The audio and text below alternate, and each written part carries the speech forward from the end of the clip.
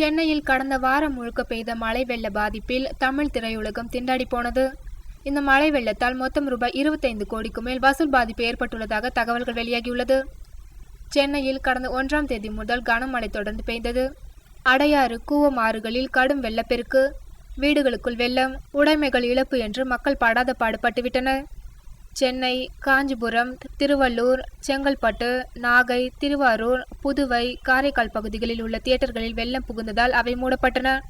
இதனால் புதிய படங்கள் ஓடாமல் வசூலில் பெரிய பாதிப்பை ஏற்படுத்தியுள்ளது. மதுரை, ராமநாதபுரம், நெல்லை, கன்னியாகுமரி, கோவை, சேலம், ஈரோடு மாவட்டங்களில் உள்ள திரையரங்குகளில் மட்டும் படங்கள் பெயருக்கு ஓடின.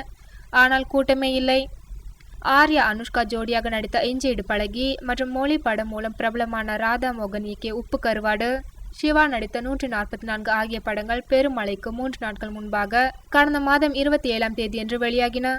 இந்த 3 படங்களும் மழை வெள்ளத்தால் பெரிய நஷ்டத்தை சந்தித்துள்ளதாக திரையரங்கு உரிமையாளர்கள் தெரிவித்துள்ளனர்.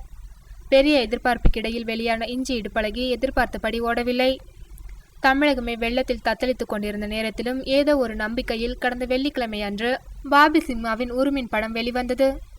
ஆனால் அவர்கள் எதிர்பார்த்தபடி வெள்ளம் வடியவில்லை. சென்னை மக்கள் இன்னும் இயல்பு நிலைக்கு திரும்பவும் இல்லை. இதனால் படத்தின் வசூலும் பாதிக்கப்பட்டுள்ளது. கமலஹாசனின் தூங்காவனம், ஆதித்குமாரின் வேதாளம் படங்கள் 2 வாரங்கள் நன்றாக ஓடின. ஆனால் அடுத்த 2 வாரங்களில் பெரும் பாதிப்பை சந்தித்தன. திரைப்பட விநியோகஸ்தர்கள் சங்க முன்னாள் தலைவர் கலைப்புலி சேகரன் இது பற்றி கூறுகையில், மழை வெள்ளம் தியேட்டர்களில் ஓடிக்கொண்டிருந்த படங்களின் வசூலை பாதிப்பு ஏற்படுத்தியுள்ளது. இதன் மூலம் ரூபாய் 25 கோடி நஷ்டம் ஏற்பட்டுள்ளது என்று அவர் கூறியுள்ளார்.